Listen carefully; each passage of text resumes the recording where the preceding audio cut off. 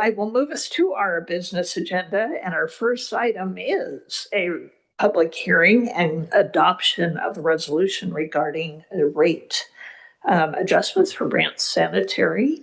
And I will open the public hearing and ask if there is any comment, and seeing none.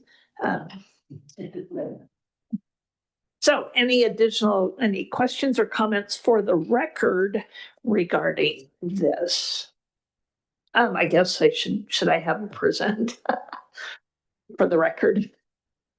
No, don't need to. It's in our packet. People can understand what we're doing. Councilor Ober. I just wanted to say I appreciate the hard work you all put into this stuff every time. And Josh, you're doing a good job with this company. And I know that the service is fabulous. Just want to thank you. Thank you very much. Yeah, it is fabulous. I have some electronics in my back seat. You want to take them tonight? Councilor Lopez. I'm sorry, Madam Mayor. After that, I just have to laugh for a moment. I do not have electronics in my back seat, so you're clear on me. But I wanted to thank you for the thoughtfulness with which you appear before this body, and for the careful intention and partnership that you share in our community.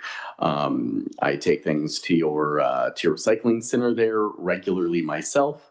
I continue to encourage others to take their cardboard there when possible. I will be honest, I don't always get the cardboard there. Sometimes it just goes in the bin, but I do it whenever I can because I know that these individual actions make a difference, and they make a difference in the rates that we all pay, and they make a difference in our collective impact, in the environment. And so I just, again, want to express gratitude for the way with which you serve the community. I also want to just thank you for the way that you run your business and the way that you keep costs down, here in Monmouth compared to other areas. I note that when I look at the rate schedule presented in the packet, and look at our increase, or the small requested increase in rates, those come to, for most users, about $1 a month for the highest utilized cart size. I also, interestingly noticed that the cart sizes here appear to be slightly larger than cart sizes in other communities. And so not only are we, having, I think, and I have friends all over, and everyone complains about increasing rates. Not only are we, having smaller increases than what I think I hear from other people, but our bins are slightly larger, and so we're really getting a lot of value as a community from your service. And so just wanted to reinforce that and thank you for that. I am going to have some, I think, negative things to say about the general rate increases that we're experiencing across the community. This is not specific to this rate increase, and I believe that I will support this in my vote. But I would request that in the future, when we're looking at rate increases anytime as a council, that we're able to see those within the broader contexts of the rates that our community pays. Whether it's presented in some kind of a dashboard or something, but it would be very helpful to see when the last time rates were increased, by how much in a dollar amount and a percentage, because seeing these rate increases one-off, it looks like, oh, it's $1 a month, right? But families and people in our community are facing rate increases every day that we can't control, when they're going to the pump, when they're going to the grocery store, but they're also facing regular rate increases that we can control. And seeing those in a holistic manner, I think, is going to help me, make better decisions to represent our community better, and help all of us here to make those decisions better. So while I do support this rate increase today, I have building trepidation about, continued future rate increases that this body might consider. Not specific to this, but across the board. Thank you. Councillor Carey? Councilor Lopez, I think that will be revealed, I think, in the budget process. And we could ask for that sort of a representation so we could see that very thing, because it's death by a million cuts. That said, I move to adopt resolution 2027, approving a 3.5 increase in rates for solid waste management services provided by Brant Sanitary Service Incorporated. Continuing the $1.90 per cart recycling surcharge, adopting a rate schedule set forth in Exhibit A, and repealing resolution number 2009 and establishing an effective date of May 1, 2026. I would second that long-winded motion. I just did what was proposed. Thank you, Councillor Carey, for the motion, and Councillor Oberst for the second. Are there any additional comments?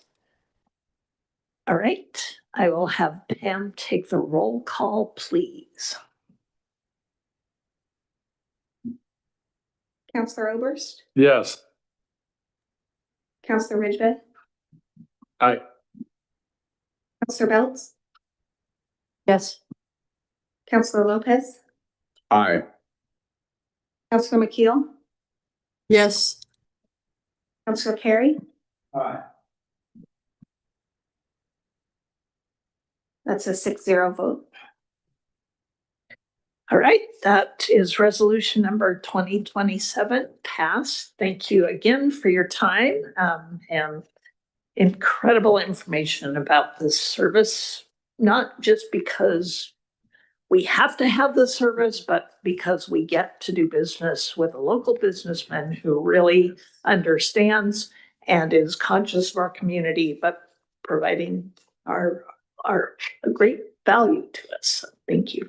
And thank you, Estel, for your ongoing helpful expertise in helping us understand solid waste management. We love it.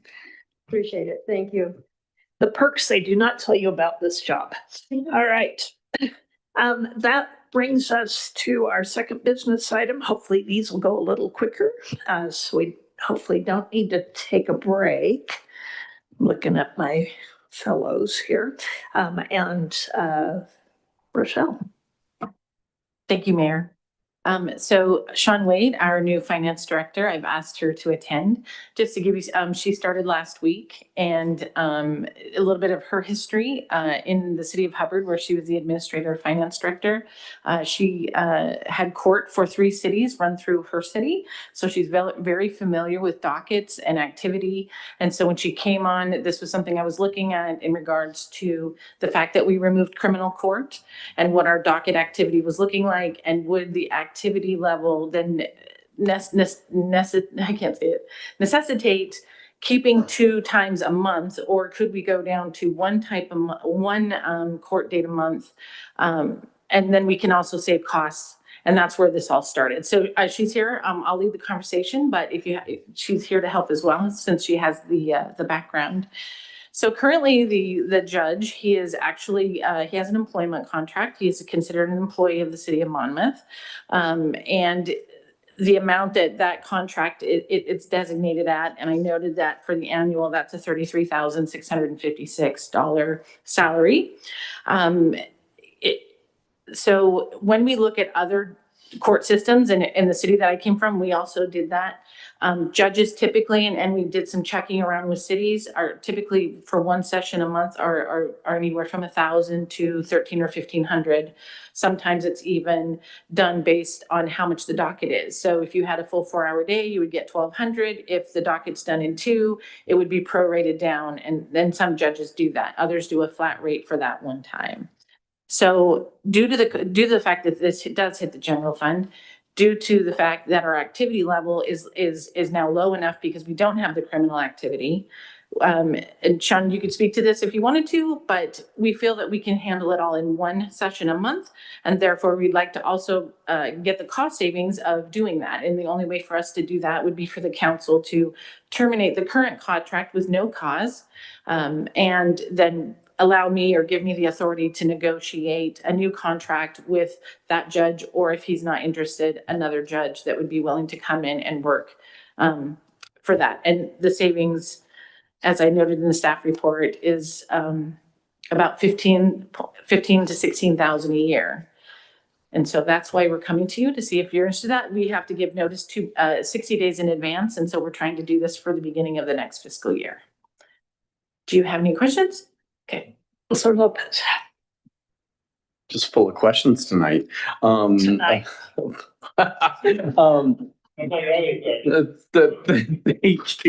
Thank you, Madam Mayor. And thank you very much, Rochelle, for the presentation. Also, I want to just thank you for being present here as well tonight. It's very exciting to have your face in these chambers and to begin seeing the early fruits of your endeavors. So if I understand correctly, what I think that from reading the packet and from what you shared tonight, what I understand is that currently with the shifts in caseload, we could fit the number of cases that our community bears into one session a month without having rollover into further months. Is that correct? That is correct. Okay, excellent. Stated that clearly. I have no other questions. Thank you. Counselor Ober. Just for the sake of it, I would like to move that we authorize the, I have one other thing I wanted to point out before you make a motion. go ahead. The contract calls for termination without cause, a 3-month severance pay. Page, well, it's 27 of our packet, 13.1.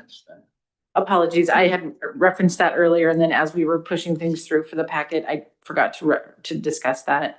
That is correct. We would have to pay those fees.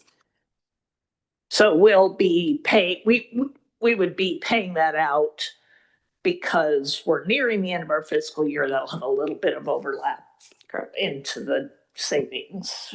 Okay. That is correct, and I apologize, I didn't note that. No, That would that's- affect the that's savings okay. for the first year, but then the following years would again be the 15 to 16,000 a I mean, year. it's been nice if we'd figured out earlier in the year, or at the end, but that's okay. It's still going to be a significant savings in next year's budget if we go forward.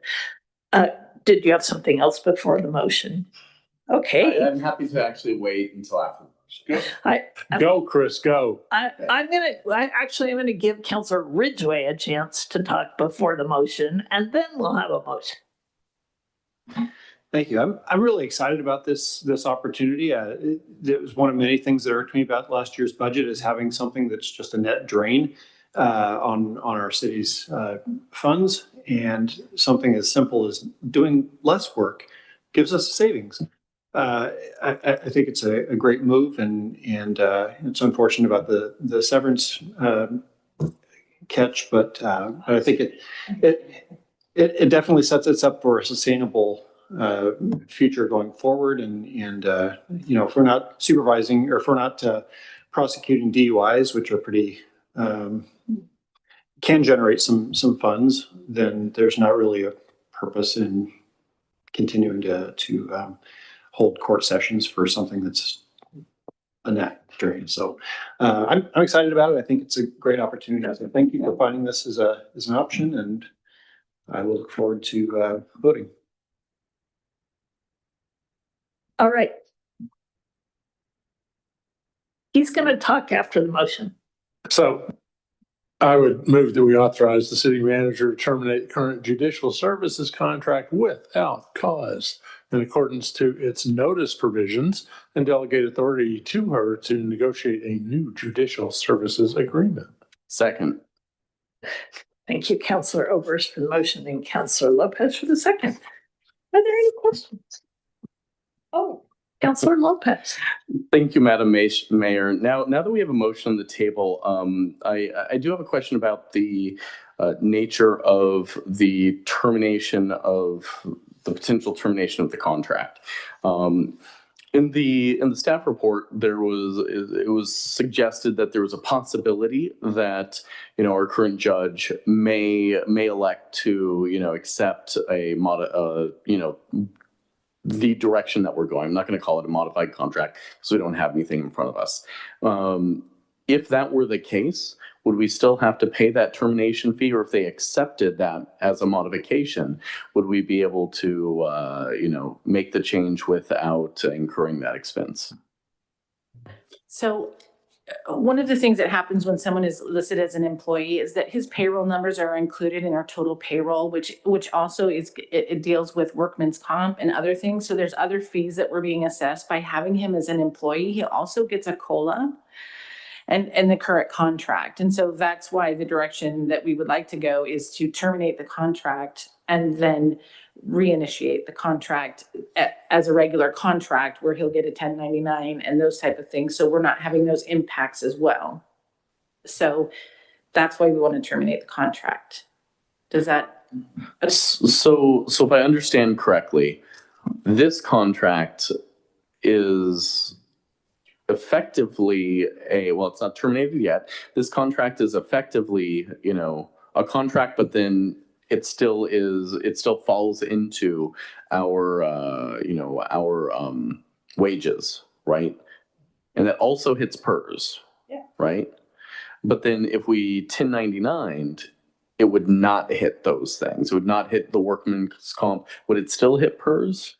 No. It would not. It would be professional services. Okay, money well spent. Thank you.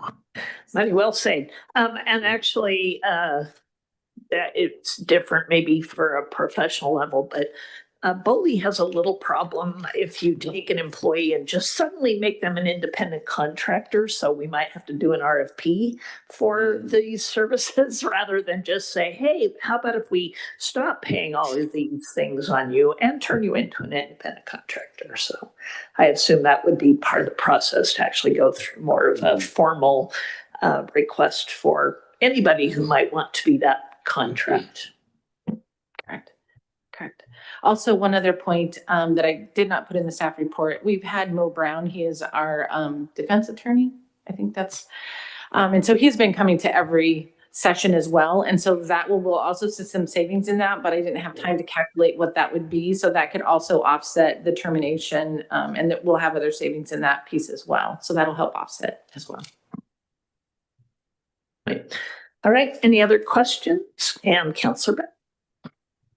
I thought part of employment law of having a 1099 employee meant that that employee could choose their hours. You couldn't dictate their hours. There's several factors.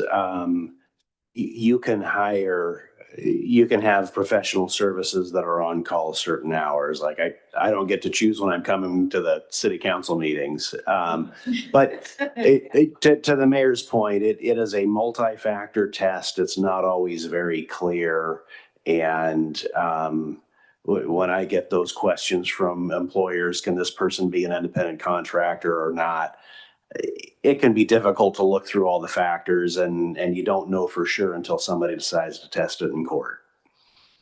Well, thank you. I appreciate that. Just having a 1099 employee, I tried to read up on it, so wanted to make sure I understood it. Thank you. All right. Pam, if I can ask for the roll call, please, on the motion to terminate the current contract.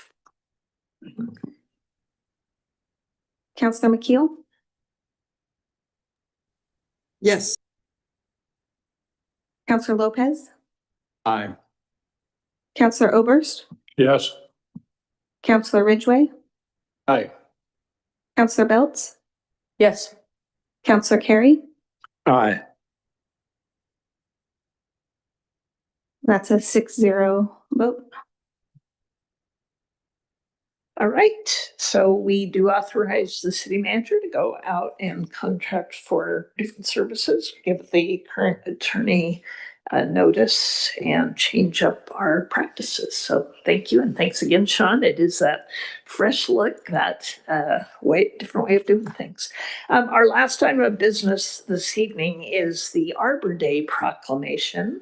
I typically read this, but because of my allergies and my raspy voice, I'm just going to summarize for you all this evening that in 1872 was the birth of Arbor Day. And because we are a Tree City USA, we do value the trees in our habitat, not only for their resources, but for increasing property values and all of the things that trees do for us. So also, trees are a source of joy and spiritual renewal, and we are grateful to have so many trees. So now, therefore, I, Cecilia Elkins, Mayor of the City of Monmouth, do hereby proclaim April 21st as Arbor Day in the City of Monmouth, and I urge all residents to celebrate Arbor Day, not just for the next 4 hours, but every day to support efforts to protect our trees and woodlands. And further, I urge all residents to plant trees, especially when you get 50% of the cost from our tree board, to gladden the hearts and promote the well-being of future and present generations. That takes us to our work session item, which is our public safety fee. All right, here we go. Thank you, Mayor. So I'm just going to kind of go back through. So in October of 2024, the City of Monmouth began collecting a public safety fee of $10.25 a month to support Monmouth's Police Department. In that was a $9.85 public safety fee and a 40-cent assistance surcharge. The surcharge is to help assist low and fixed income families negatively impacted by the public safety fee. One note, this evening, Nicole mentioned $10.55, and what that is per the resolution, there's a 3% increase on the public safety fee. So it went from $9.85 from July of 24. Then in July of 25, it went up 3%. So it went to $10.15 plus the 40-cent surcharge. And that's where we get to the $10.55. I didn't note that in the staff report, but I wanted to clarify where those numbers were coming from.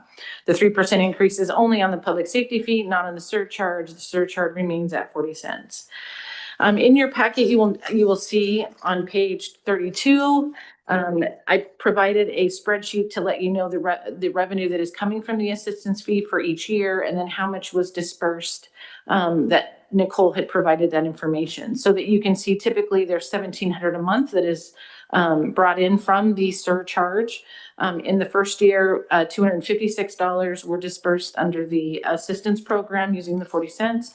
And then in 25-26, $411.45 has been used so far this year. It's obvious that the assistance is not being used, and so staff is asking the council to take a look at this and to decide how we should proceed in regards to the collection of that fee. Also, what to do with the somewhat over $30,000 of the 2 years that has been brought in, and what can be done with that. I'm going to ask our lovely attorney to kind of talk about the restriction of funds and what that fee can be used for. And do you want to go with that first? We'll start there. Sure.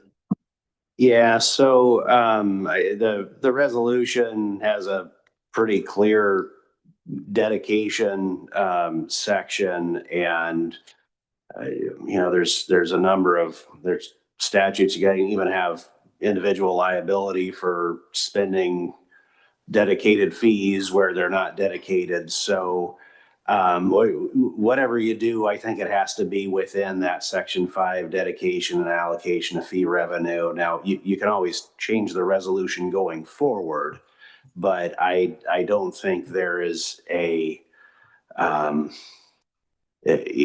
good way to divert money already collected for those purposes and send it to a purpose that is not stated there in Section 5.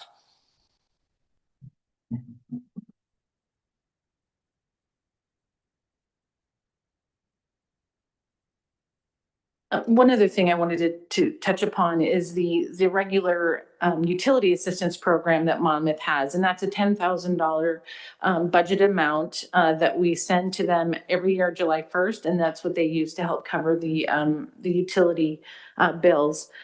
In talking, we budget that in the electric, in MPL's budget, and in talking with Wade, Sean and I talked with Wade about looking at possibly increasing that, as we know that they've already used the funds so far this year. So the idea of moving the public safety fee to help cover other assistance is not the way to go due to the restricted funds, but we could increase that budget line so that we have more assistance available for people when they're coming in for their utility bills. So just something to think about in that realm.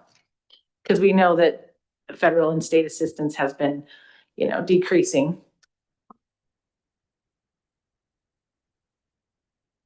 Councilor Lopez. I'll kick this one off. So work session. Seems to be that we hamstrung ourselves a little bit with this, and that this fee is causing a little bit of accounting hurt here in the city and a lot of bit of accounting hurt over at FCO. And so it's, as much as I love the spirit of this, it seems to be achieving the opposite of its goals. Now, I say that, with a little bit of reservation, recognizing that in this fiscal year, there's $400 some that's been spent of this, and that, does equate to real families in need in our community. But what I just heard you say is that, gosh, we actually have other answers to be able to address that in a cleaner, more holistic way, and that there may be an avenue in this next budget to strengthen those other answers, right? As opposed to trying to have multiple segmented answers angled at the same problem. And so, my question goes to, gosh, looking at it's page 32 of our packet. If we decided to sunset this or something along those lines, like, how would we actually achieve some of these alternatives regarding the unspent balance? Like, I want to be mindful of not making another accounting headache for us. How do we refund or credit that back to taxpayers? Some of those people have moved out of the city that have paid this fee.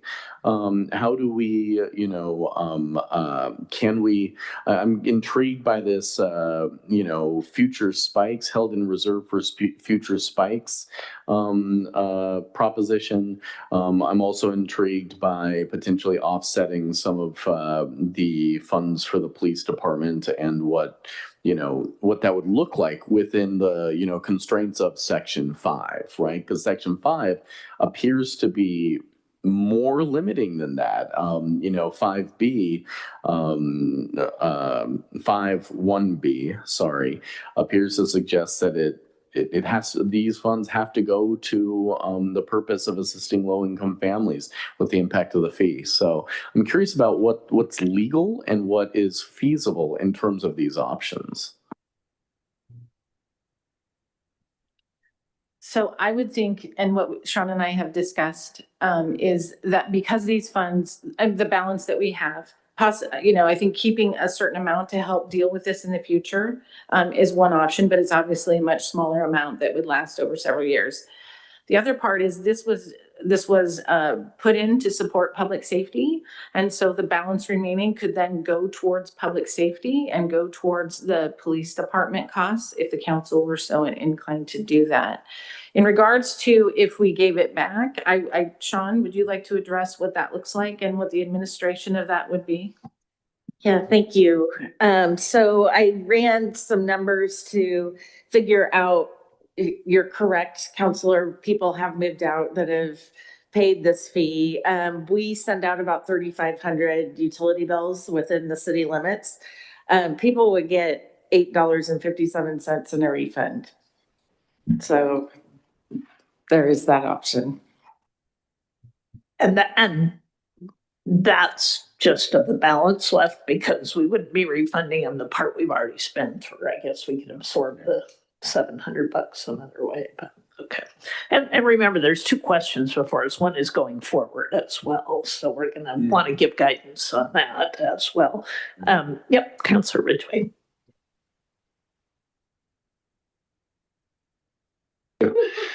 So Talk a lot up here over the years, Jason. you absolutely have. The way I see it, there's two issues that we can kind of parse this out. One practically is decide whether or not to continue the collecting the fees. My view is we've collected it longer than we should have. And the second is what do we do with the remaining balance? And we probably have 6 different ideas on what would happen with the remaining balance. But I think there might be a little bit more agreement on the idea of sunsetting the further collection of fees. So can procedurally we look at it in 2 separate phases? Yeah. We'll look at the 2 different pieces. But I'm going to go ahead and have Councillor McKeel and then Councillor Ober. Thank you, Madam Mayor. I like the idea of having this sunsetting it, but go ahead and reserving some of the $15,000 to be used in future years, because obviously there's some need, as Councilor Lopez mentioned, $400-ish every year.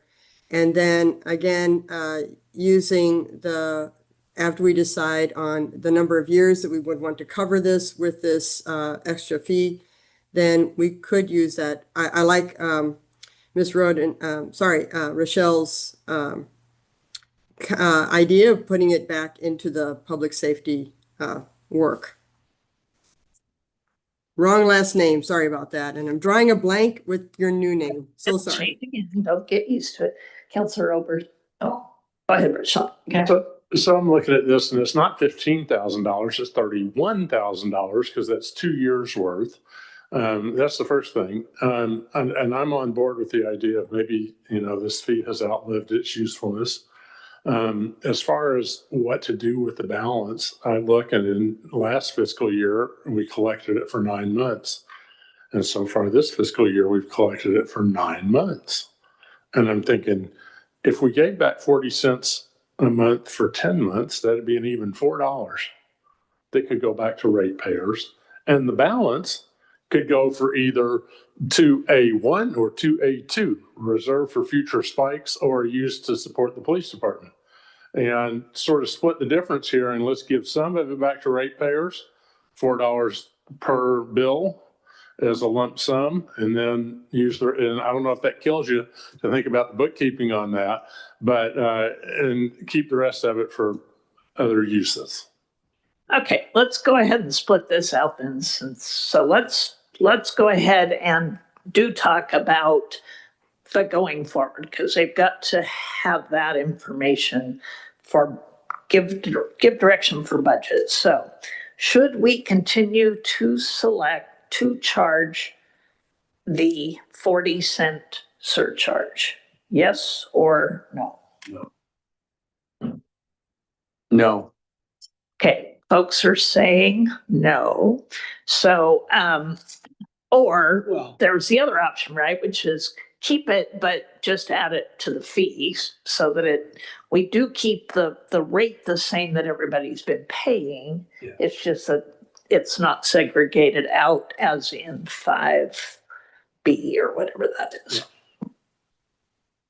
Thoughts about keeping it? Go ahead. I have, so you're saying go ahead, so I'm just going to speak up. I have heartburn about keeping the rate just to keep the rate. I think there's, for me at least to some level, a transparency concern there, right? We set the rate with this 40 cents surcharge because we said we needed the 40 cents for a thing. Now we're saying we don't need the 40 cents for a thing. If we're going to keep the rate where the rate is, then I'd like to see justification that we need the rate where the rate is instead of just that it should be where it is because that's where it is now. If I can speak, Today, we were looking at the costs this year with a 14% increase in healthcare. The numbers that were used to develop this current fee did not take into account such a high level. And so we may be going back and asking the budget committee for an increased public safety fee to be able to cover those costs. So it's something to think about. And I get where you take the surcharge off, but then you increase it. Do you know what I mean? So I just something to think about in that. And obviously we didn't have the time to put all the calculations together, but we can do that with the budget committee when we take a look at that. But just to give you an idea, it's, yeah, we have fees this year are crazy. Cost, yeah, I bet. Expenses. Yes, Councillor King. When we started this conversation a couple of years ago to assist getting our police department to where they needed to be, it centered on all of the needs that were there, officers, vehicles, and all of those sorts of things. And so we went through and ended up with a fee of $10.25. But then as we thought about it, said, well, that's going to impact some people in a way that might be difficult. And we thought that what we had in mind would be very impactful.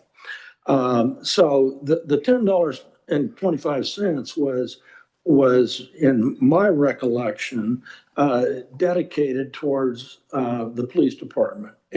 But to soften that blow for some, we added the 40-cent assistance.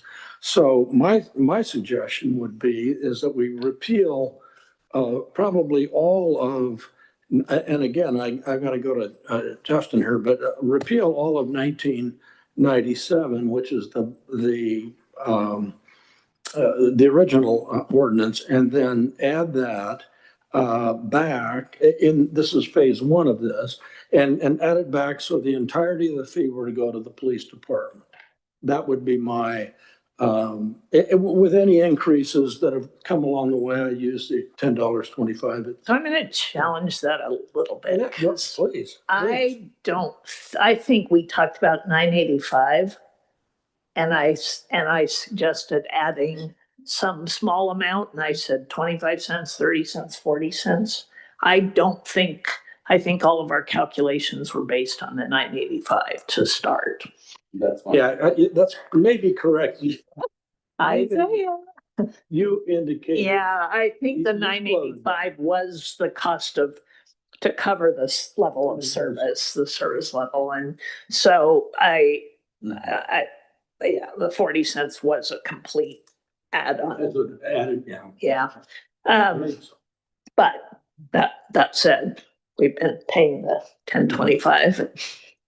I think we picked 40 cents because it was around her numbers, 10, 15.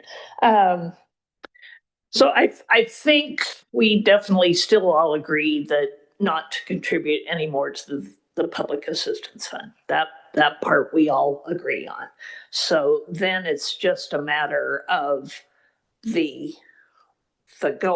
going forward,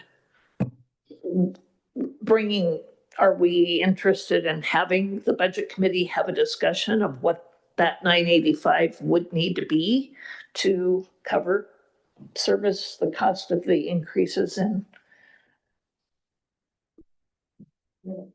There was wasn't there an escalator on that? I mean, didn't we have a cost of living increase of some sort? It increases 3% every year. So it's now $10.15. And the 40 cents on top was the 10.55 that they're doing now. One other thing to remind you is the fact that Polk County FCO, if you keep a fund where you have assistance that they can use for this, it will only go out when they do assistance for the full utility bill, and then they'll cover the piece of the public safety. Yeah, I just want to make sure people remember that. Yeah.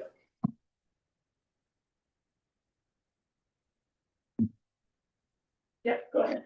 I would like to know sort of the whole cost breakdown there, because we keep throwing out different numbers. I just want to make sure we're really clear on what this will look like. So if we are going to talk about this with the budget committee, I think it's good for us to know what are the real dollars and cents that we're deciding on. Are you asking me to tell that to you now, or you want it at the budget I committee? mean, if you have it now, sure. Well, I don't have the total breakdown. That's why, Yeah, that's well, why I wait, didn't think but you I- had it now. Okay, so. sorry, I didn't know if you wanted me to recap the 10, 15, and the 40, or if you're talking more on the higher levels. Just make up a number. Go ahead, Jason. So you were talking about the rises in the fees that they're expected in the 14% for healthcare. That comes out of a different pot of money, or the same pot of money that the public safety fee is going toward? I'm a little confused. It's all in the general fund. Okay. Yeah. I mean, we can leave it for the budget committee, but I'm all in favor of it being used for that purpose in public safety with the police department. Counselor McKeel. Thanks, Madam Mayor.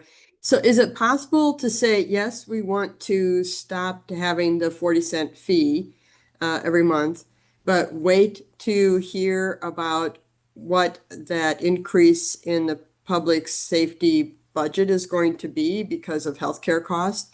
Because I'm kind of worried now that we don't want to spend down that $30,000 because we're going to have, I expect, more than $400 next year if we're going to have an increase in, if we potentially have an increase in the public safety fee because of increased insurance costs. So can we just hold on that discussion about what to do with that money until we find out after the budget meetings about what's going to happen this next?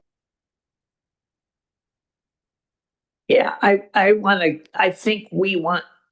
some clarity now going before we get to the, what will it cost to fund, to balance the budget in the police department, just because I'm not even sure this moving the money out to cover the, to cover current police costs is something we can do too. Part of that is because, as FCO says, them writing us a check is also a problem. They're hoping we have a legal way to let that money be used for something else. We don't think we have a legal way to do it. I don't see any way out of them having to write us a check, even though it's hard on their audit. But Councilor Bell.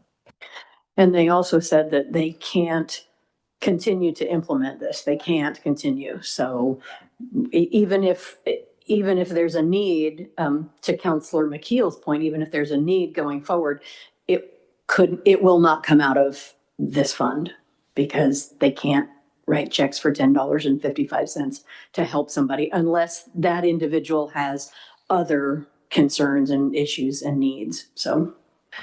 And if I could add on to that, the 10,000 has already been spent. So there's no more assistance for the utility where they can then add on the public safety fee. So there won't be any other funds the rest of this year. And to hold off, we need to know what to do in this fiscal year with these funds so that we can make those changes, because if we do need a supplemental budget or we need those other things, we need to have time to prepare for that. So just to keep that in mind. I just want to apologize. I think that information came out in the part of the meeting that I missed. So sorry about that. No, that's okay. Yeah, the cost of them administering it for us is more than it's worth to them. So even if we kept keeping a pot of money there for them to dwindle down at 40 cents or, a pop, they are not willing to do that. So we have to determine what to do with this specific pot of money they have that we have sent them that they have not been able to spend. Or not 40 cents, but the 10.50, the whole fee, even it's hard for them to administer that separately. Okay, Councilor Lopez. Thank you, Madam Mayor. I have a question about timing. So this is a work session tonight. We're not making any decisions tonight.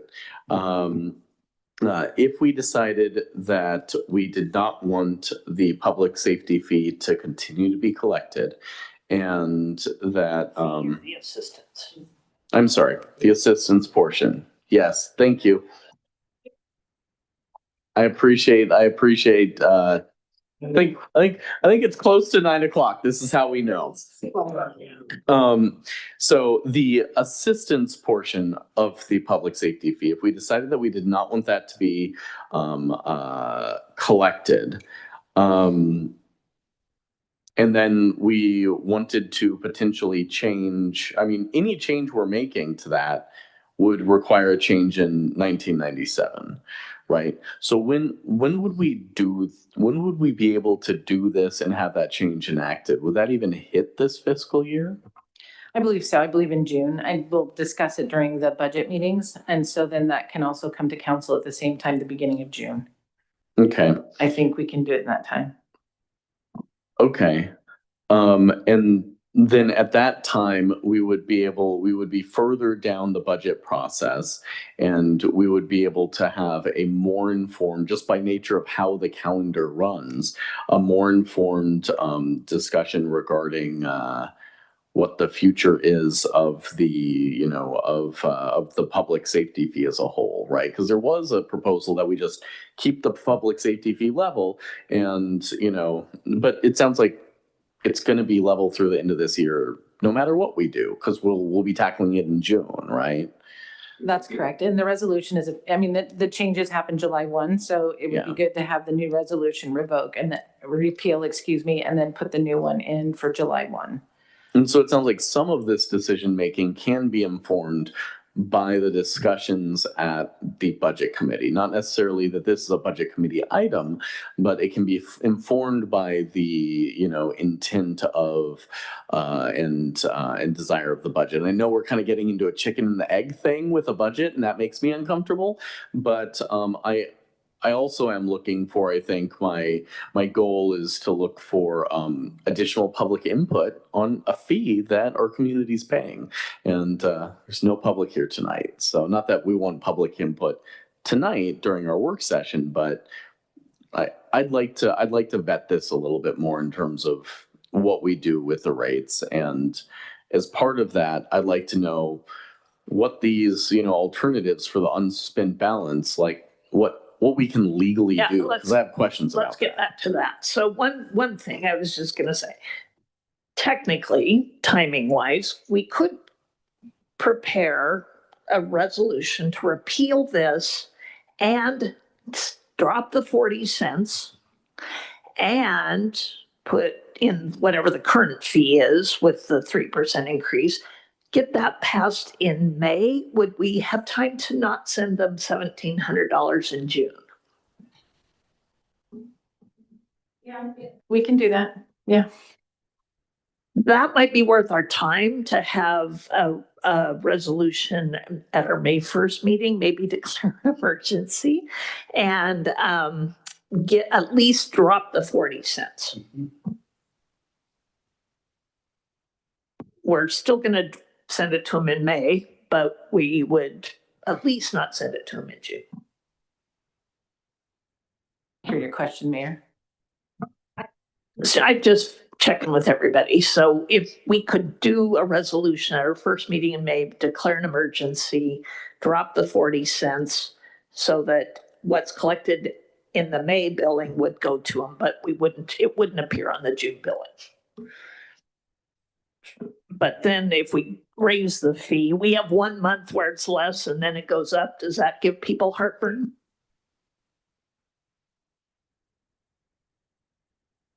Go ahead, Sean. So thank you, Madam Mayor. So just to be clear, we're going to and this is one thing that Rochelle and I were talking about, is we're going to reduce the fee and then July 1 increase it again 3%. So they're going to see a shift either way. That's what I'm saying. It's their heartburn if it's shorter for 1 month. So here's the thing. We're talking about taking off 40 cents and 3% is 30 cents. So the net is a 10-cent decrease in the fee, even if we don't change the rate of the fee as part of the budget process. If we didn't change the fee as part of the budget process, Right. You're right, it would go up 3% Right. So- July, but we're talking about also increasing. Yeah, and we might have to do that. I'm guessing, I don't look at my utility bill and go down and look at each line like that. I pay the total. I don't know. Just saying. Go ahead.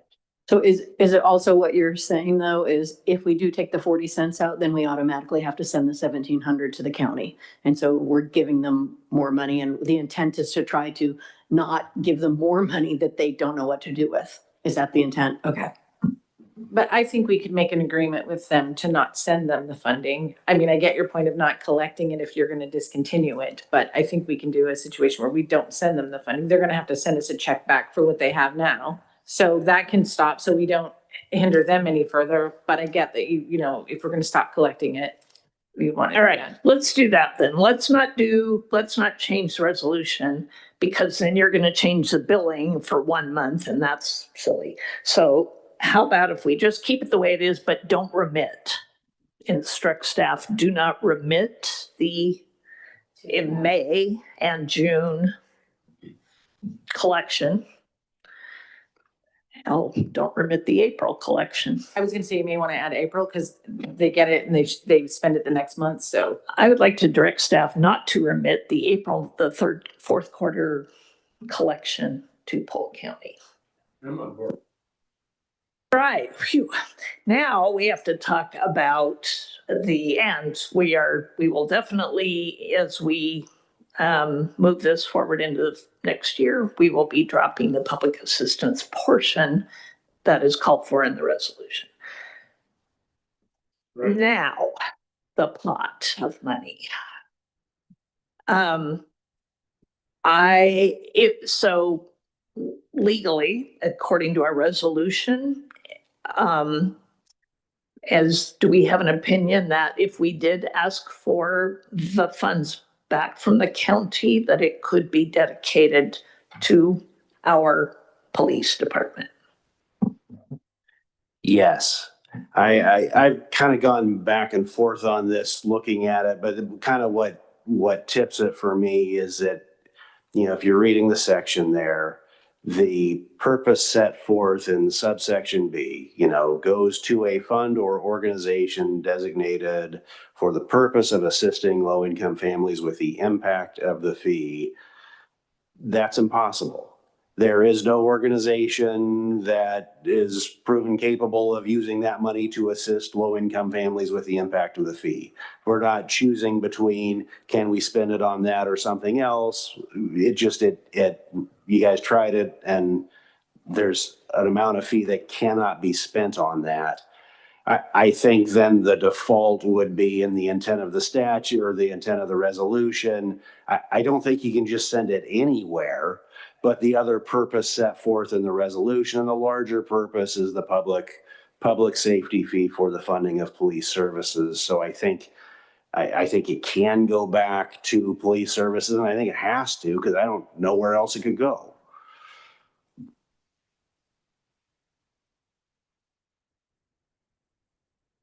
So thoughts about proposing, let's Polk FCO, we even keeping a small pot of money there, they're not going to administer it. So basically, I think we would just zero out the funds on hand there and put them back in the general fund with the police. Or, for example, do we have a piece of equipment that happens to cost around the money that they have on hand that we could potentially find a dedicated amount to say we did this with the money? Yes, Councilor Lopez. So I'm going to be unfortunately very high level, because I don't have our budget in front of me right now, our current year budget in front of me right now. But memory serves that oftentimes the police department is underspent in their budget due to vacancy savings, right? That's been kind of the historical trend of the past, decade-ish that I've been following our budget, that there's been staff vacancy savings, and so that we've been a little bit underspent. And I understand the reasons why. I'm not picking on that. But when we're coming down the final few months of the fiscal year, I kind of question whether or not we'd be able to use that in a way that would be able to, that wouldn't just be able to be used for other funds, right? I mean, if we already have the money in the police department budget that is kind of unspent, I don't want to just add to unspent funds in the police department budget. And I don't know where the budget is, and I'm sure that the police need support, right? And I'm not suggesting we don't support police. But I just don't want to see, I hesitate because I don't want to see these funds that the taxpayers have paid just kind of disappear into a huge budget, right? And so if we did that, I would want to see something that would very, very clearly offset what would be future costs in this coming fiscal year, that would also mitigate the impact to the rate that we'll charge this year or to the taxpayers, and get the police something that I'd want to see a clear connection there. Otherwise, I mean, if it's possible, it might just be the best thing to do to just give it back to the ratepayers. But I have heartburn on some of those details as well. Yeah, I don't. Can I address that? Cost effective. So this year, the police department has to get the contract for is it Axion? I always say it wrong. Anyway, their body cameras, the increase that came in with that contract was huge. I think, Isaiah, how much? It was like 40,000 and it's now 90. It's over 20,000, and it will go to this next year 80, and the year after, the years 4 years after that 87,000. So Can you repeat that into the microphone for Carol? oh, sure. It's 80,000, and then it went from 20,000 to 80,000, and then it'll go to 87,000. One of the features with this, the new cameras, it does have AI technology. It also has translation services, which is a big deal for our community, and it allows the officer. Oh, you're okay. Oh, sorry. I'm just saying, if you wanted to take one thing to dedicate it to, that's a cost that we were not expecting. It's a much larger cost than we were anticipating, and it would be very helpful to be able to use those funds to offset that cost. We were going to bypass purchasing a car to be able to cover those funds. And so, I mean, there's different things in there, but that's one thing that's huge this year that we didn't anticipate. That's in current fiscal year. So the contract, it's this year, but we're paying some into the next year, correct, Isaiah? Yeah. If I were Polk County, I would say get it off their books by June 30 this year. I don't think they will have a problem with us saying we cannot legally be flexible with these funds, and you are not able to administer this program, so you need to refund us the money. And we will put it back into our police services. It'll just appear back as a police service fee income. Yeah. So it'll show up on the police service fee line. Yeah. I think it's difficult to micromanage how they would, if we've got an amount of money, that needs, because it's derived from, the whole public assistance fund or public safety fund. And so rather than and I get your point, but there's all kinds of things that this could be tied to if that were necessary. So, I think we're getting balled up on the details of something. We just need to get it, get off the CFO's books, get it onto ours in this fiscal year if possible, and have some time to have some considered discussion about it in the budget process. So that would be my take. I agree with that largely, with the one small exception in that there's potential legal liability in how we handle these funds. And that legal liability is not an answer for the budget process. So I do believe that this would be a well-suited discussion in terms of the use of these fees there. But ultimately, we're the ones that are answerable in terms of, some of the, like if we change this ordinance, that is a council thing, and that creates a legal liability, potential legal, not confirmed, but potential sticky legal situation. I'll just use that term. And that that considering that isn't something that, falls under the purview of the budget. Yeah. And so that's why I'd like to hold some level of a detailed conversation here, because how we use those funds could offer exposure to us. And to that point, and sorry, Madam Mayor, but the only role the Budget Committee would have would be they would see that increased revenue from the public safety fee. And I agree completely. All decisions on whether we can move it or whatever, that would be done here. But then, it's just part of the revenue. That's more than what was anticipated. If the revenue comes in this year and we show our current year to date, but expenses are coming in that we didn't anticipate as well, it's gonna even out. And I think we can explain that we did this without giving all of its rippling impacts through the budget. And then again, not remitting the additional 3 months will also support helping. Now, it might require, if we've got more expense, we'd have to do a budget adjustment. And those are always fun at our last meeting in June to sit down and do all of the budget transfers and adjustments. So I think and then we will have a complete separate discussion at budget about what level of fee, if the 985 plus 3% plus 3% is sufficient or not. That's going to be a complete separate conversation. Mm-hmm. We know, do you feel guided, directed? All right. Thanks. And so we don't need to change the resolution, but we will do a new one for July.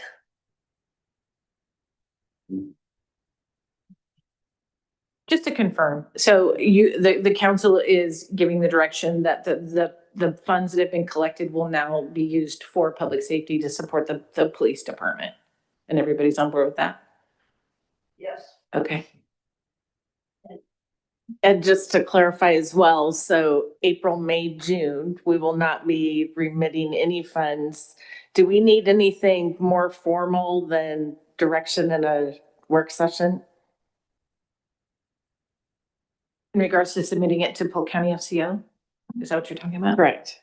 Yeah, I think we can have a discussion with them in regards to that. We do have an IGA, but we can take a look at what we need to do for that piece. Okay. That's a separate thing. The council didn't approve that. Yes, Chris.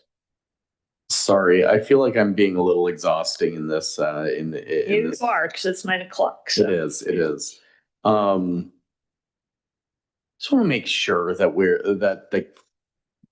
remitting this back to the ratepayers isn't feasible from a logistics level, right? Yeah. You Okay. could, if you said everybody who's a ratepayer now, divide up the total dollars by the number of ratepayers and give us a credit, but that's not fair to the people who paid Okay. it. Yep. Some people might be a ratepayer for a month and they get a credit, and I just Yeah. don't see how that's equitable either. All right. I'll turn my mic off.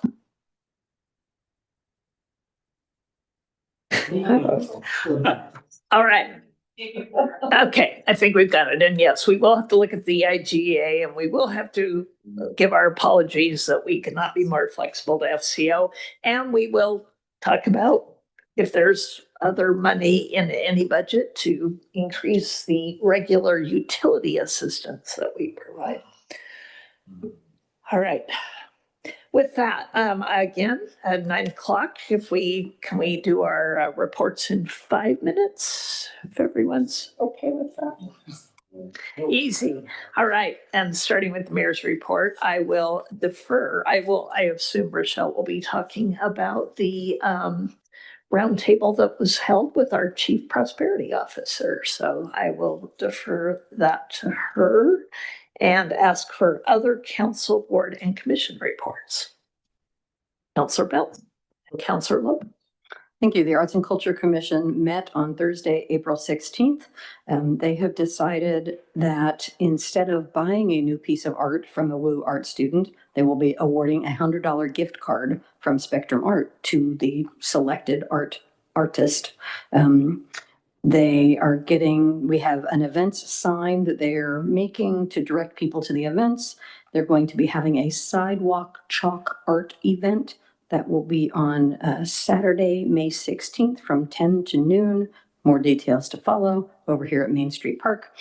Rotating gallery out in our lobby there. There's lovely artwork from Judy Phipps. There will be a reception for her May the 14th from 5 to 6:30. There is going to be a temporary historic commission display case in City Hall in the corner of the lobby up against the City Council chamber glass until after the Phipps exhibit is over. Afterwards, it'll be permanently installed on the white wall next to the TV. They've updated their city mural ordinance, and they discussed the AARP mural update, the ever-changing mural update. Want more details? Talk to me. Counselor Lopez. Thank you, Madam Mayor. In the interest of time, I'm going to cut a lot out, but suggest potentially a couple things on future agendas. So the Mid-Willamette Valley Homeless Alliance Board of Directors met on April the 9th. And they received a report from Church of the Park regarding Church of the Park's broader activities, but a component of that dealt specifically with their program here in Monmouth. It was an information-rich report. I won't dive deeply now in light of the 4.5-minute deadline, but I would suggest that inviting them into our chambers to present to this body might be a worthwhile use of our time, and that way you can hear it directly from them instead of me. David's House also presented to the Homeless Alliance. Long and short, David's House finished their renovations and are phasing youth back into the house. And so they were able to, through renovations, fix some needed things at the house, increase capacity to 10, and are in the process of reinitiating that program. Other things that the Homeless Alliance is dealing with right now, similar to the city, they're beginning to march down toward the budget process, and I will share more information about the state of the federal government, HUD, some of the things that are facing the Homeless Alliance, and state funding at a future meeting. Thank you. That concludes my report. Counselor Oberst. Tree Board met last Thursday, mostly for the purpose of planning final plans made for our tree planting, which was Saturday morning. We had a total of 9 trees. As we marked spots and talked to homeowners and got locates, a couple of them were going to have to be moved from their desired location because of pipes and things in the ground. And we wound up with 4 people who said, we'll just plant them ourselves. And so they got their trees delivered and their bags of compost and a note saying, don't forget to call for locates wherever you decide to put it, because if you damage something, it's on you. And the other 5 were planted in due course on Saturday. One of them involves some large roots. One of the tree board members who happened to be on that planting ran home and got his Sawzall and cut the roots, and we got the new tree in the ground. If you want to see an example of the good work that was done Saturday, the Montessori school now along Main Street now has about a 10-15 foot tall. It's not very wide, but it's about 10 or 15 feet. I'm going to say 15 feet tall maple tree, and that tree will, settle in and hopefully become a glorious shade tree over the course of many years. And one of the things I always enjoy talking to the Western athletes about is, remember, this is in part your tree. And when you come back to town over the years, check on your tree.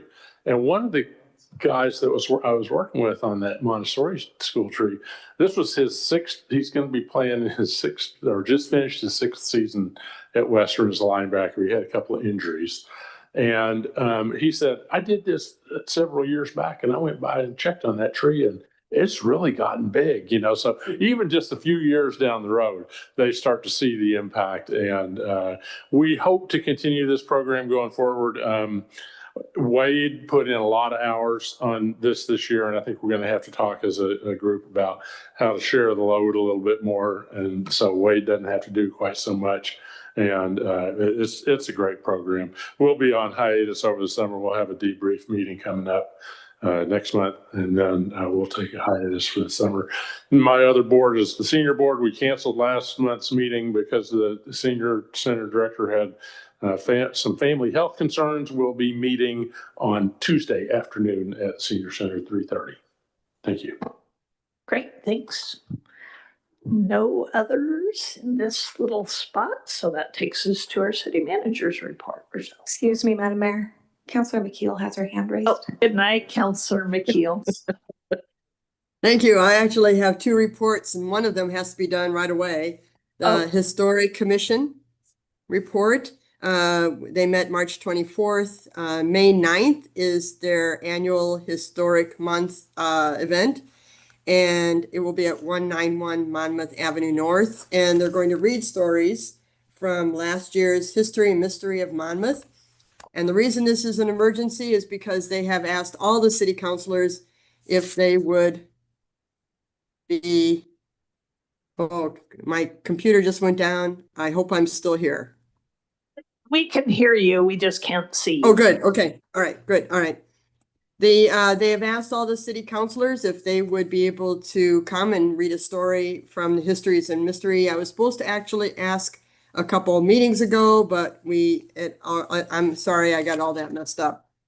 May 9th, put it on your calendar. It's going to be a great one. We're also going to have the orchestra play at 1 p.m. And check out the library for the History Month display.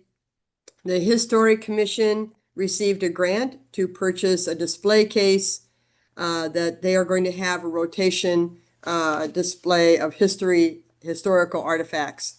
And Mervy Foster is our Western intern who has been interviewing people who have been involved in the city. So Phyllis and Russ are two people that she has interviewed. The last one is the Monmouth Transportation Commission, and the commission is going to be contacting Monmouth Elementary School to hopefully have a walking school bus in June. So I'll give you a report if that turns out. It'll be a lot of fun. Also, Councilor Carey is going to be happy to know that we have a new barrier at the end of Craven with reflective marks. So you don't even run into the barrier, you'll see the reflection first anyway. And that's all I have for my report. And please consider coming on May 9th and helping read from that History and Mystery book. Thank you. And can I confirm, because I have a tentative hold on my calendar for May 9th from 4 to 9 p.m.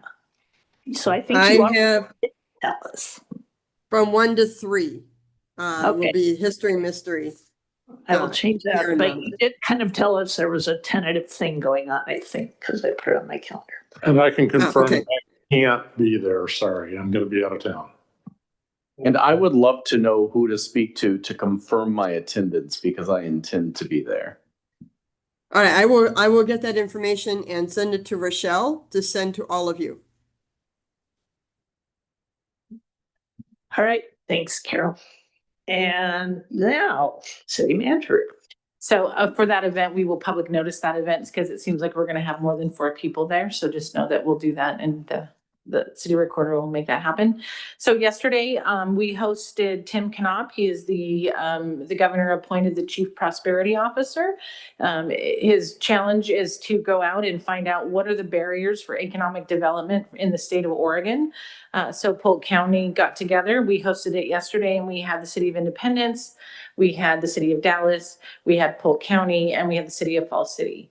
And so we had met prior and we walked through a very technical conversation about the challenges with land use law and how that impacts economic development, as well as infrastructure, water infrastructure, all those types of things. And so they're really trying to figure out what are some he's going to report back to the commission and they have to report back to the governor by June. So it's a very quick process, but what are some of the things that they can do right away through possibly an executive order? What are things they can do legislatively, and what are things that need to go out as a vote? And so, of course, we also talked about the Oregon property tax system and the constraints that that puts on cities. And obviously that's the heavier lift because that's a vote of the people to change that. So hopefully he's hearing that everywhere he goes, because we're all suffering from those constraints. But it was great to have the conversation. Beth Wojtowski was here from Regional Solutions and she's coordinating those meetings. And so we had a really good discussion for 2 hours yesterday. So it'll be interesting to see what they come out of that. I wanted to give you a quick update on the trolley. So first of all, the IGA, I was prepared to bring that to council and we got another bite at the apple basically to get WU involved and have them sign on to the IGA. So it's Ken West and I, City Manager of Independence, and I met with their attorney.